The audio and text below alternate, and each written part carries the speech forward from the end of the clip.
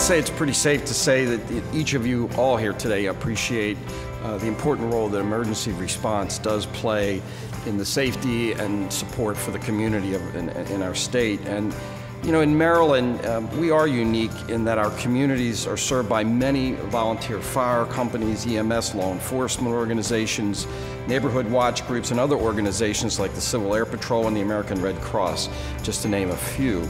What a wonderful thing it would be if we could do something to give back to the community that connects us with the first responders. The response was overwhelming. You know, we got such great ideas, and you could just see from today the great appreciation for the recipients of the award. So it's exciting to be able to do this, but it also shows the connectivity between what we do and the importance of that first responder mission, whether it's police or fire or any of the other critical services. BGE's right there at the forefront with them. The BGE grant program really plays a key part in our ability to deliver services to the community. Helping in any way with equipment or training, those two components can go a long way in times where budgets are pretty, conservative. We're going to take the grant money and we're going to purchase home smoke alarms. Home smoke alarms, we feel, will be the best way to protect our citizens with those funds so that we can get the fire fatalities down to zero.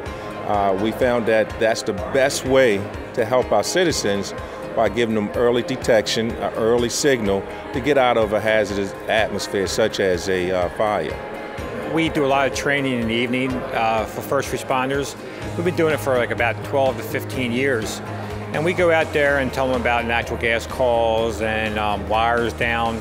And myself, I'm actually a volunteer too for Bel Air.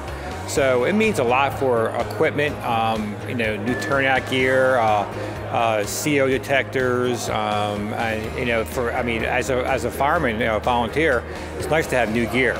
Most volunteer fire departments rely solely on donations in order to survive. And whenever you receive grant money, that grant money, depending upon the amount it is, has to be used in entirety during a particular project. For us here at the Pikesville Volunteer Fire Company, we got a large enough grant that we were able to buy that one big technological advanced piece of equipment that we wouldn't otherwise have been able to buy with a smaller bid.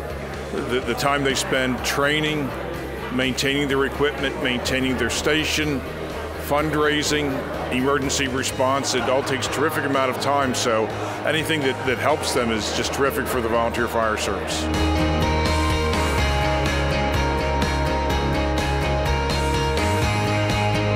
It means an awful lot to us. We had one, like Bill said, one AED in our station, which every time we had to go out, we were asking each other, who's got the AED? Did somebody pick it up?